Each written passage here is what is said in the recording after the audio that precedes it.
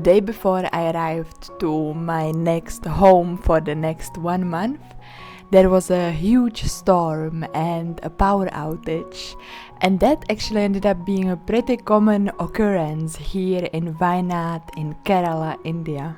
Before this, I was doing like a road trip in Uti with my friends, so there was a lot of laundry from the past few days, and I spent a lot of time just doing this repeated tedious task of laundry, which was kind of okay because the terrace that was part of the house where I would dry the clothes was really pretty, and I was really enjoying the views and the jungle that was surrounding me. This was quite a special experience to me because I was really living like surrounded by all the nature and all the trees. I could hear all these sounds coming out of the jungle, like the frogs and birds, and I could also observe the birds, and I also heard a lot of peacock sounds. I even got to see a peacock only once. I guess they are quite shy animals. Being here in Wayanad was a lot about just staying at home, living this like a slower, calmer life. So I was kind of enjoying just leaning into the simplicities of it and living my quiet life here, surrounded by nature and greenery and calmness. I also ended up doing some day trips in the area, like a motorcycle ride to this dam that was quite nearby. It was surrounded by these beautiful hills, and once you got away from the visitors' crowds, you could even have very nice relaxing experience watching the water and the clouds. One thing that was quite fascinating for me were all the banana fields in the area, and also all the different types of bananas that they had in Kerala.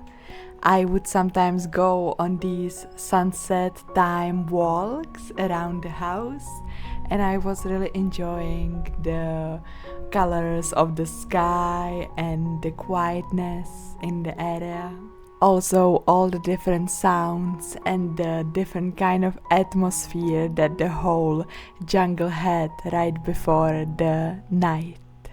One thing that I continued, that I started back in Udaipur, was drawing, and I was really excited about this because I always wanted to draw on like a bigger surfaces, like a bigger canvas or paper, and I feel like I have found a way to do that even while traveling. So I was really excited to be doing that and expanding the kind of art that I do with having the opportunity to make like a bigger artwork, bigger, more complex, more detailed artwork.